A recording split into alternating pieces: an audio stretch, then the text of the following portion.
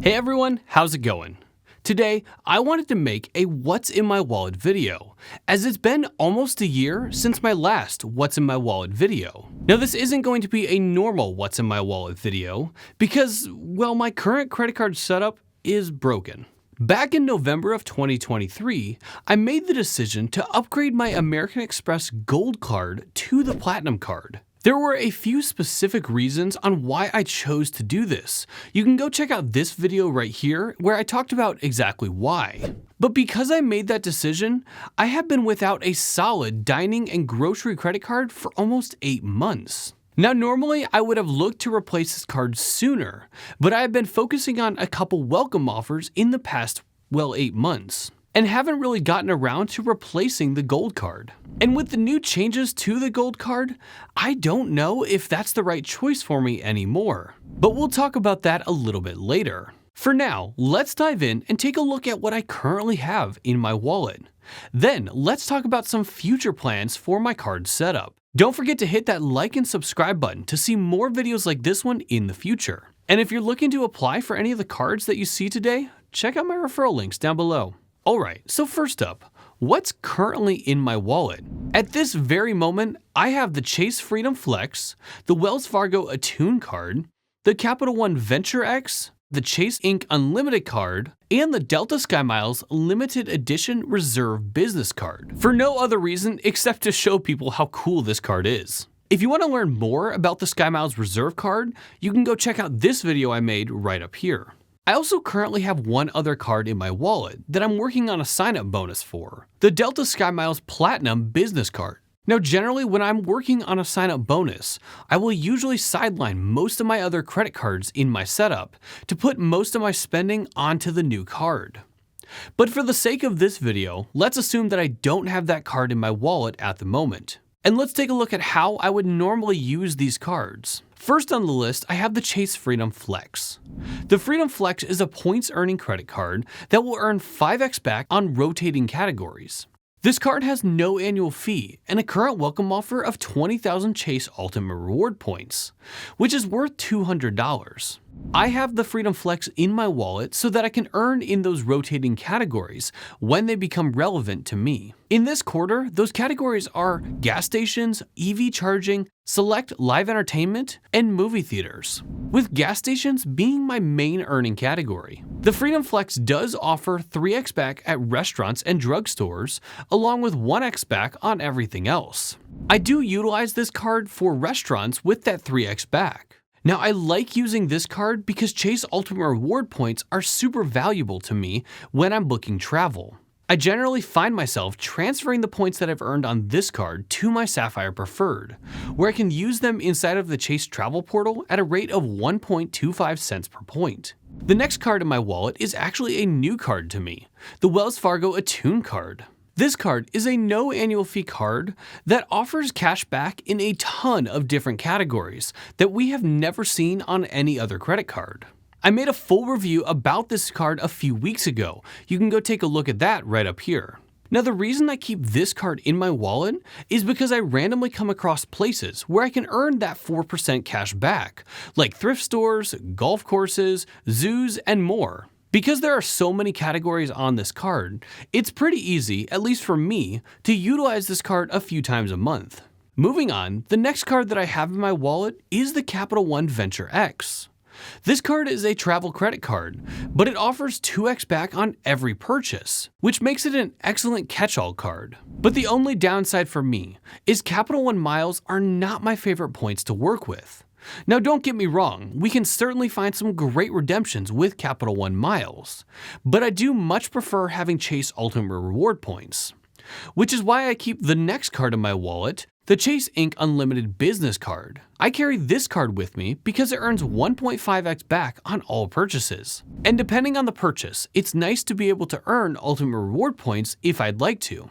So to recap, in my setup, I have cards that earn in rotating categories, dining, entertainment and recreational purchases, and a catch-all card, or cards. Now that's a good start, but it is missing my highest spending category, which is groceries. I have a family of 5 now, and we spend at least $1,000 a month on groceries. Now before, when I had the Amex Gold card, I was earning 4x back on grocery stores, which earned me a minimum of 4,000 membership reward points each month. Now, a few months prior, I had planned to have my wife apply for the Gold card so we could get another welcome offer, as I had already gotten one. But when the rumors about the Gold card started to come out, I decided to hold off, and I'm really glad that I did. The Amex Gold card has gone through some pretty big changes, including a newly raised annual fee. You'll now be paying $325 a year for this card. And while the new white gold design is pretty cool, it's not enough to make me consider this card right now. If Amex had upped the Uber or dining credit instead of adding the Dunkin' credit, I probably would have still considered this card. So that brings me to my next question. What card should I get instead of the Amex Gold card? Well, I have a couple cards in mind. The first card is the American Express Everyday Preferred card, which earns 3x back at grocery stores up to $6,000 each year, with the possibility to earn 4.5x back at grocery stores. The next card is the Citi Strata Premier card, which earns 3x back at grocery stores and many other places. And finally, the US Bank Altitude Reserve card, which earns 3x back on all mobile wallet payments, with the ability to redeem your points at 1.5 cents per point, which makes the multipliers on this card more like 4.5x back on all mobile wallet payments. So let's take a look at the pros and cons of each of these cards. Then I'll tell you which one I'm planning to apply for. First up, the American Express Everyday Preferred card. This card has the potential to be one of American Express's most powerful credit cards.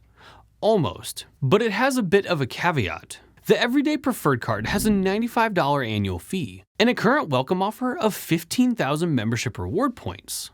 With the Everyday Preferred card, you're going to be earning 3x back at grocery stores, up to $6,000 a year, 2x back at gas stations, and 1x back on everything else. Now those are pretty decent multipliers on their own, but the Everyday Preferred card offers 50% more points when you use your card 30 times or more in a month. That means 3x back on groceries turns into 4.5x back, 2x back on gas turns into 3x back, and 1x back on everything turns into 1.5x back. Now those multipliers are really good and actually beat what the Gold card has to offer. But the problem is, trying to hit 30 or more card swipes in a calendar month could be kinda difficult. While it could be possible for me to hit that threshold, it would be more work than I think it's worth.